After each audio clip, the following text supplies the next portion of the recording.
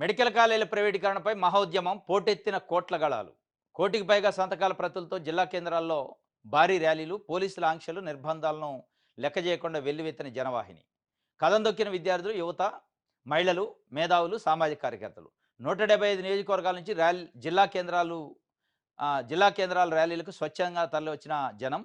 కొత్త మెడికల్ కాలేజీలను ప్రభుత్వమే నిర్వహించాలని సర్వత్రా డిమాండ్. 17 మెడికల్ కాలేజీలు ప్రైవేటుకు ధరాదత్తం చేయడంపై నిలదీత. వైఎస్ జగన్ పిలుపు మేరకు రచ్చబండ, కోటి సంతకాల సేకరణకు అపూర్వ స్పందన.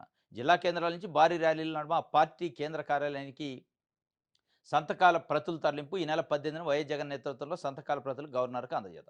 ప్రభుత్వ మెడికల్ కాలేజీల ప్రైవేటీకరణ నిరసిస్తూ వైఎస్ఆర్సీపీ చేపట్టిన ప్రజా ఉద్యమం మహోద్యమంగా మారి ఊవెత్తున ఎగిసిపడింది. వైఎస్ఆర్సీపీ అధ్యక్షుడు, మాజీ సీఎం వైఎస్ జగన్మోహన్ రెడ్డి పిలుపు మేరకు రాష్ట్రంలోని ప్రతి గ్రామంలో చేపట్టిన రచ్చబండ, కోటి సంతకాల సేకరణ కార్యక్రమానికి భారీ స్పందన లభించింది.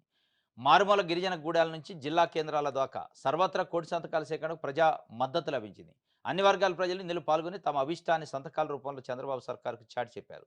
జిల్లా కేంద్రాల నుంచి భారీ ర్యాలీల నడమ వాహనాల్లో సోమవారం తాడేపల్లిలోని వైఎస్ఆర్సీపీ కేంద్ర కార్యాలయానికి సంతకాల ప్రతులను తరలించారు.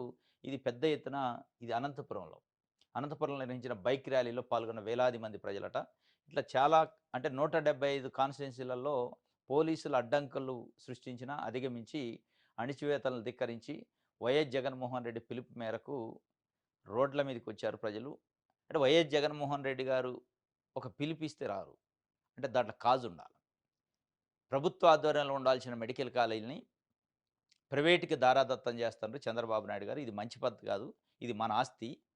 ఇది ప్రభుత్వానికి ప్రజలకు చెందాల్సిన ఆస్తిని ప్రభుత్వ వైద్యశాలల్లో వైద్యం చేయించుకోవాల్సిన పేదలకు సంబంధించిన సర్వీస్ అది. పేద విద్యార్థులు చదువుకోవాల్సిన వైద్య కళాశాలలు వాటిని తీసిపోయి ప్రైవేట్ వాళ్ళ చేతులు పెడితే ఇది నష్టం అని చెప్పి ప్రజలు స్పందన విపరీతంగా ఉంది. ఇప్పటికైనా చంద్రబాబు నాయుడు గారు ఆలోచించాలి. పునరాలోచించి ఈ స్థాయిలో ప్రజలు కోట్ల మంది, లక్షల మంది, కోట్ల మంది నిరసన వ్యక్తం చేస్తారు, వ్యతిరేకిస్తున్నారు కాబట్టి మనం ఆలోచించాలి. ఏదైనా దానిపైన పునరాలోచించి దీన్ని వెనక్కి తీసుకునే కార్యక్రమం చేసి చాలా అద్భుతంగా ఉంటుంది. ఇది ఇట్లనే పోతే మిమ్మల్ని చరిత్ర క్షమించదు అనేది ఇవాళ బుద్ధిజీవులు, ప్రజాస్వామ్యవాదులు మాట్లాడతాం. దీనిపైన ఈ కోట్ల గళాలు చూసిన తర్వాత అయినా పవన్ కళ్యాణ్ గారు మాట్లాడాలి. రాజకీయాల్లోకి వచ్చిన మార్పు కోసం నేను పార్టీ పెట్టిన అంటున్నారు. ఈ మార్పు కోసం రాజకీయాల్లోకి వచ్చిన పవన్ కళ్యాణ్ గారు కనీసం ఈ కోట్ల గళాల గొంతును చూసిన తర్వాత కూడా మాట్లాడకపోతే మిమ్మల్ని కూడా చరిత్ర క్షమించదు. తప్పనిసరిగా స్పందించాల్సిన అవసరం ఉంది. ఇది ఇక్కడ కోట్ల మంది ఈ స్థాయిలో రోడ్ల మీదకి వస్తే కొన్ని పేపర్లు ఎట్లా రాసినాయి అంటే దీనిపైన ఇది చూద్దాం. ఆంధ్రప్రభలోని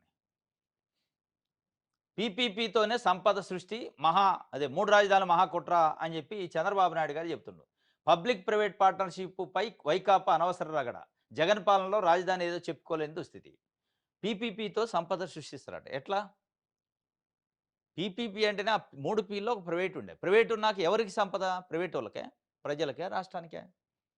అది చెప్పాలి కదా. సంపద సృష్టిస్తున్నారు ఎవరికి?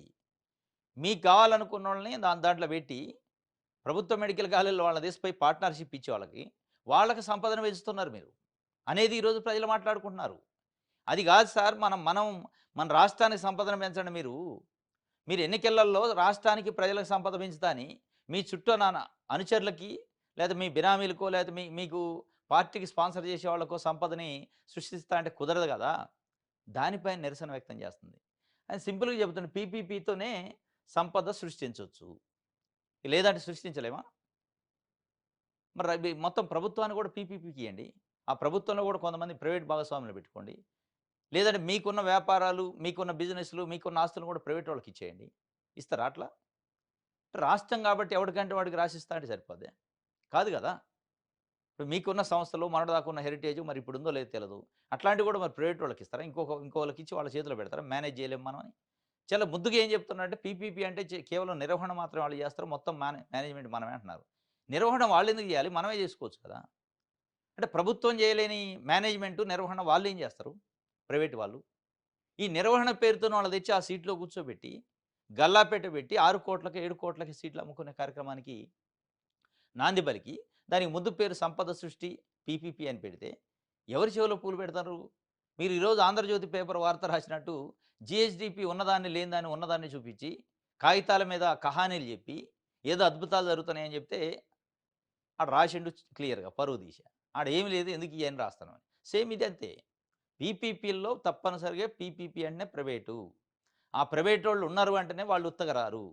అసలు మనం చేయలేని ప్రభుత్వం చేయలేని మేనేజ్మెంట్ వాళ్ళేం చేస్తారు? ఎందుకు చెప్తుండ్రు ఈ కుంటి సాకులు? డైరెక్ట్‌గా చెప్పండి అమ్మేస్తున్నాం కాలేజీలని. ఇది ఈయన సంపదని సృష్టించొచ్చని చెప్పినట్టు ఇది ఒక వార్త రాశారు.